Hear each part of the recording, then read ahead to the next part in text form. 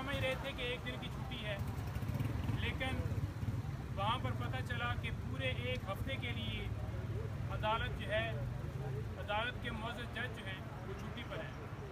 देखिए, बात ये है कि तोशाखाना केस के अंदर हंगामी बुनियादों के ऊपर कार्रवाई की गई। हर रोज़ उस केस की समाअत फिक्स कर दी जाती थी। छुट्टियों के अंदर भी अदालत लगाई गई। जुम्मे के बाद भी जब छुट्टी हो जाती थी उसके बाद भी अदालत लगाई गई। और ये डिले एक टैक्टिस की जा रही है। कभी जज साहब बीमार होते हैं, कभी वकील साहब बीमार होते हैं, कभी उनकी तैयारी नहीं है, और कभी एक हफ्ते की बगैर रीज़न के एक लंबी छुट्टी दी जाती है।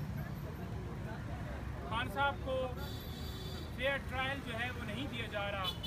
बुनियादी इंसानी हकूक़ जो हैं उनके ऊपर ये हमला है, और किसी तरह से अदालतों का ये रवैया नहीं होना चाहिए।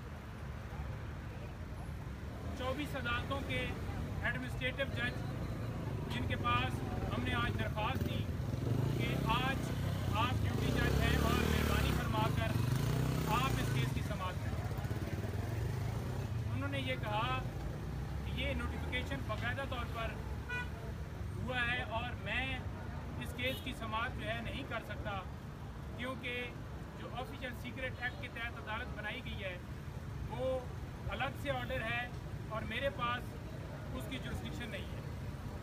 हमने बारहा इस्तदा की कि जब एंटी टेररिज्म कोर्ट के जज को ये इख्तियार दिया जाता है कि आप एज ATC जज, अब ऑफिशियल सीक्रेट एक्ट के तहत ये अदालत बनाई जाती है और आप इसके ऊपर समाअत करें, तो लिहाजा आपसे गुजारिश है कि आप एज एडमिनिस्ट्रेटिव जज इसकी समाअत करें, एज ए ड्यूटी जज इसकी समाअत करें, लेकिन हमारी इस्तदा जो है मंजूर नहीं की गई, और हमारी इस्तदा जो है वो मंजूर नहीं ना करने की वजह से हमने वो दरख्वास्त जो है वापस ली है। अब हम रजिस्ट्रार के पास इस्लामाबाद हाई कोर्ट में रजू करेंगे और उनसे ये दरख्वास्त करेंगे कि अगर ड्यूटी जज वहाँ पर जो समाअत नहीं कर पा रहे इस केस की, तो इस अदालत की कार्रवाई किसी और अदालत में वो कौन जज होंगे जिनको ट्रांसफ़र आप करें और इस केस के ऊपर समाअत हो। इंशाअल्लाह हमें उम्मीद है कि हमें इसके ऊपर इंसाफ मिलेगा। इमरान खान साहब को जो इंसाफ है वो देने से महरूम किया जा रहा है और इसकी हम मज़म्मत करते हैं। देखिए